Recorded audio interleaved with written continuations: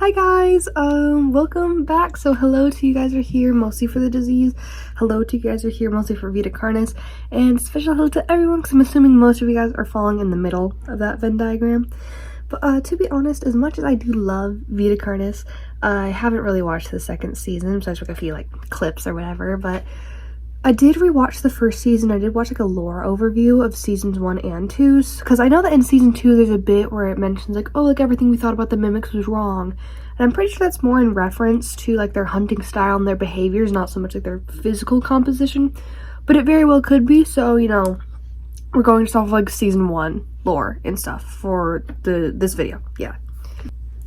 Well, if I really had any more creativity, this could have been like the sister video of Terminal Rally, where instead of a researcher getting stuck with an elder mimic, it's a lab scientist who sadly gets infected with host spores, trying to like inject it with COVID or something just to see what happens. I do really love Terminal Rally. It was one of the first Vita Carnis videos I ever watched, and it was very scary to me and my friends. So, to start, in the series Vita Carnis by Darian Quilloy, I think that's how you say the name, sorry, there exists a species of living meat called the Vita Carnis, and I, like any normal horror fan, saw this one, wow, that's so awesome. Can they get sick? So what I'm going to do is I'm going to go through each of the major subspecies of the Vita Carnis family, save for the Singularity, the Merged, the Monolith, and the Elder Mimic, because things are like practically unkillable anyways, and also we should know so little on them. And then I'm going to go through like, each like the normal ones and talk about like what I think their susceptibility to diseases and like what diseases too. And so yeah, that's the plan. So starting with the crawl, Vita Carnis, just for reference because Vita Carnis are native to Earth, and we applying like Earth biology and such to them, just for reference. But first thought with the crawl, that it was really confusing when I was watching the videos. I was kind of sitting there and I was like, is this like a plant? Is this an animal? Like, what? And the answer is yeah. They're made of meat and they're kind of like living creatures in that sense, but they also behave like vines, so they're kind of plants in that sense, but they're kind of like a weird limbo in between flow. But first thought definitely is that if a like diseased or like rabbit or whatever plant-eating animal saw the crawl and mistook it for a plant and tried to bite it, and there's like those little puncture marks in them, and then got like their spit in it right from trying to bite it, that could probably do something. Second thought is definitely if they grew in like an infected area, or like an area that's like pretty like diseased, or like maybe like a major outbreak happened there or something, or maybe there's like really bad air quality or whatever, that'd probably affect it in some way. This one's really like the least detailed because it's just, I just can't really think. It's like such like an odd specific case. But I do think that I cannot say anything about root disease. Sad. I'd love to just chalk everything up to root disease because they don't have roots to my knowledge. Can't say anything about them ingesting anything either because they photosynthesize. But I can go out on a limb and say that I think certain fungal infections might be able to get them, but I'm still kind of iffy on that. But yeah, it's the crawl. They're kind of difficult in that sense. So for trimmings, Vita Carnis, I'm thinking that since they're so like little defenseless little meat rats, they're probably pretty susceptible to most diseases transmitted by bugs like mosquitoes, ticks, fleas, etc. And since they're such popular pets, I do think if they got out of their native region, I know they're kind of like native to everywhere, but like bear with me, if they ever got like sold somewhere, I guess I don't know, like pet collectors, that they'd probably be pretty susceptible to most stuff there, like in the foreign environment.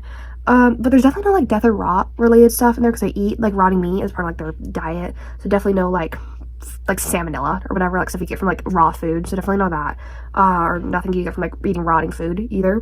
They can definitely get cancer though. I think all the Vita Carni can, just like on principle, and chromosomal diseases too. Something just becomes they come from the crawl, and so they have to be like, you know, made, so there's all the room for like mutations and whatever to happen there.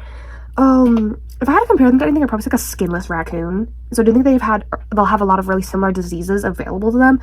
So probably like a raccoon and unvaccinated puppy. They're probably pretty similar, is what I'd say, personally. I'm thinking that they probably fall victim to raccoon roundworm a lot, because they probably like eat the eggs out of like scraps and trash and stuff.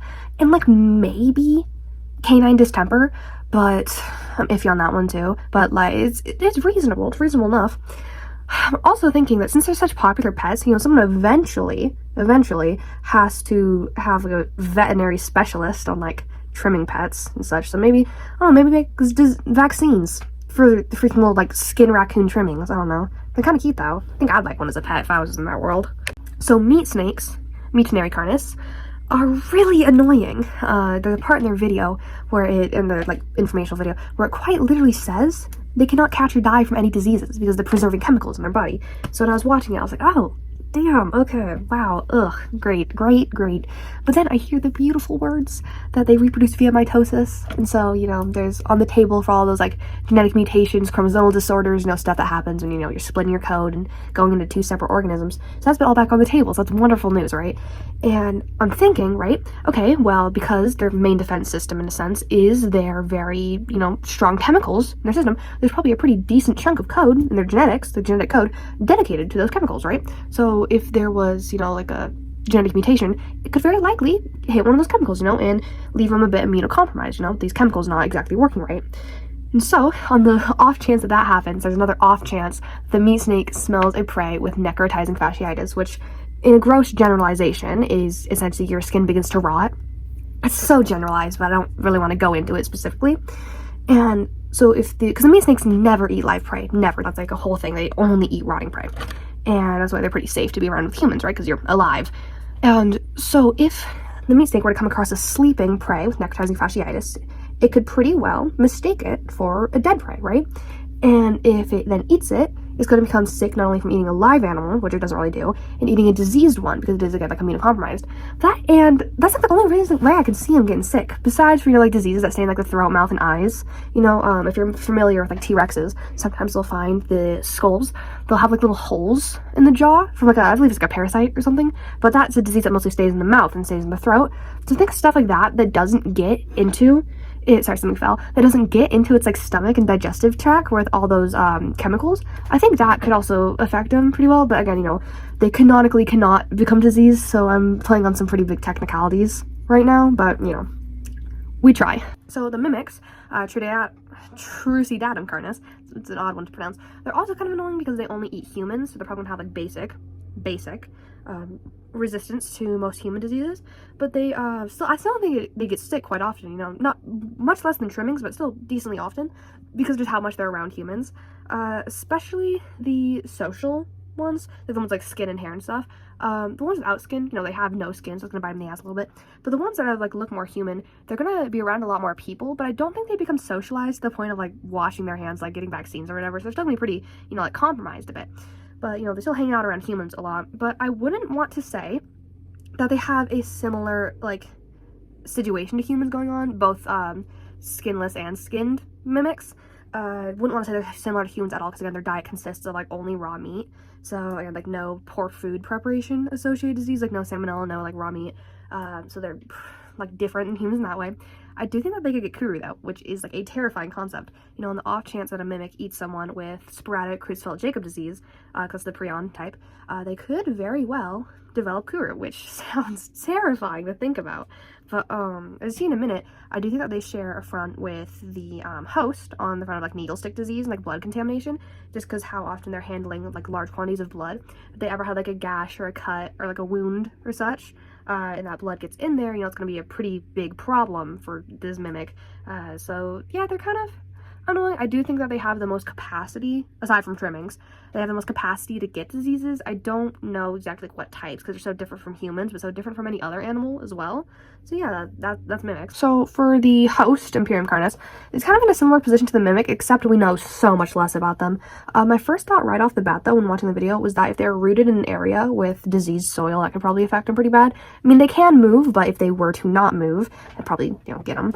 But my second thought is definitely bloodborne diseases on account of, their large exposed, like, arteries / veins, like, whatever, because they have no skin. Again, I know there's, like, muscle covering them and such, but again, there's no skin, so they're still exposed. Again, probably bugs would spread those. I also think with how they kill, disemboweling their prey, I do think that their hands, claws, whatever, would be pretty sharp. And so I do think because they're handling so much, like, blood and stuff, again, kind of similar to mimics, but I think they'd get a lot more than mimics. They probably have a decent amount of needle stick injuries, and that probably happen decently often, I guess, because, handling so much blood, such sharp claws, you're bound to accidentally poke yourself. But we just know so little about the host of influence, at least where I'm at in the series, that I don't think there's much else that can be said about them. So, soil, needle stick injuries. Yeah, they're pretty elusive, and we don't really know much about them. I was trying to figure out what could happen with their spores, but couldn't really figure that out. But it's not like the spores can harm them. But yeah, it's interesting. But yeah, that's what I think would happen to the host. It's pretty tame, but, similar to Mimics-ish, but not really. So last but not least, the Harvester Vita Carnis. This is also kind of annoying as well because it has no roots, but it behaves like a plant, more so than the crawl in my opinion. So I can't really chalk it to root disease, which I've tried to do for both the host and the crawl at this point. The way they wait and then strike kind of reminds me of an alligator, which isn't really relevant to disease at all, but I wanted to mention it. But for a plant, they are quite intelligent. And so I think that if they're able to pick and choose their prey between big and small, they'd be able to pick and choose their prey between very clearly visibly diseased and visibly healthy.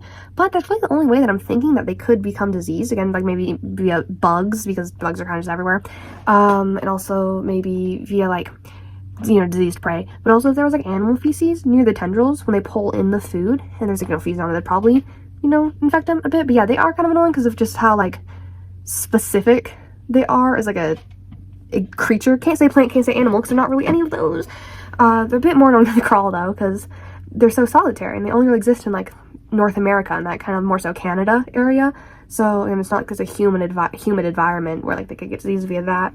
So it's a bit annoying, but yeah, I think maybe just from like eating bad food is probably the only way that I'm seeing them getting infected. Just want to say before we end that I love Vita Carnis. It is my favorite analog horror, and I'm a huge horror fan. It's definitely my favorite genre. Analog horror is still fairly new, so I'm actually really excited to see where it goes, as a subgenre. And I think, being more of a nerd gives me a bit more of appreciation for, the first season where it's a bit more of those like informational tapes at the beginning. Yeah, it's great world building. I love everything about it. It's a great series. Yeah, it's super good. Definitely my favorite. And I guess that's it. I don't really have any more theories on the Carnis immunology for now. So I guess this is the part where I finally get infected by the host spore, and I now go walk off camera for my 36-hour journey. So yeah, thanks for watching. Like, subscribe, comment, all that, and have a good day.